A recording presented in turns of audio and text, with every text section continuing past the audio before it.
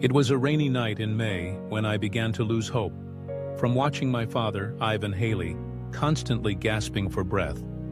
As Dad lay dying, my three brothers and I stood around him with disbelief, as we could not bear the thought of losing him. After our mother passed away, Dad had been our rock, our guiding star.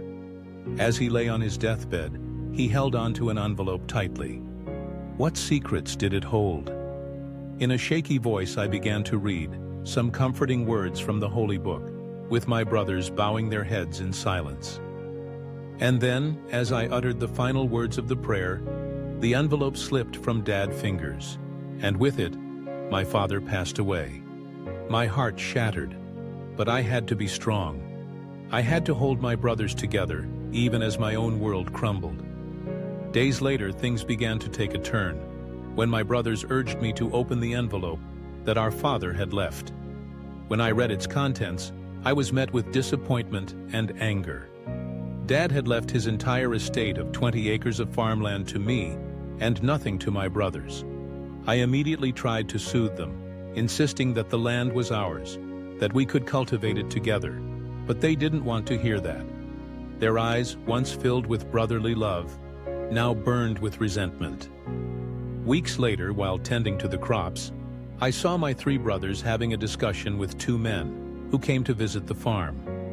Upon inquiring the reason for their visit, I learned that they were making a deal with my brothers to grow coca plants on our farm. These strangers were talking about the huge amount of money they all could make from selling the coca leaves to make cocaine.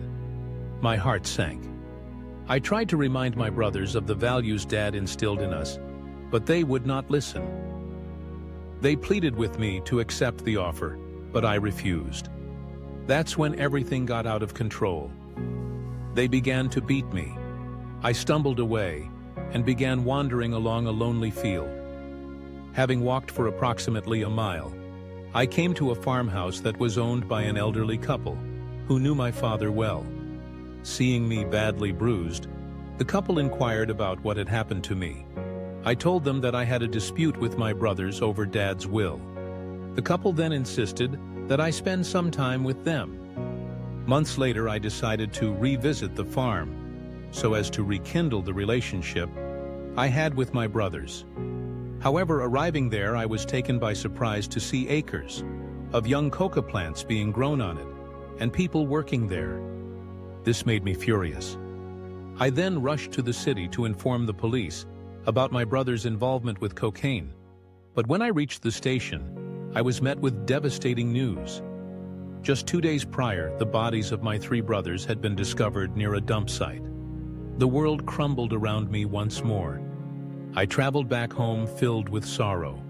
Sitting alone at home, I honestly felt that if Dad had divided his estate fairly among us, it would not have created any envious feelings.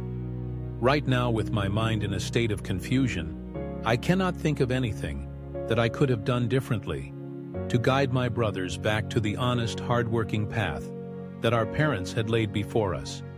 I keep saying to myself how quickly our tightly knit family had unraveled in the blink of an eye. Well, this is J.R. Singh saying bye. I hope you'll find some meaning in this fictional story. Please, subscribe.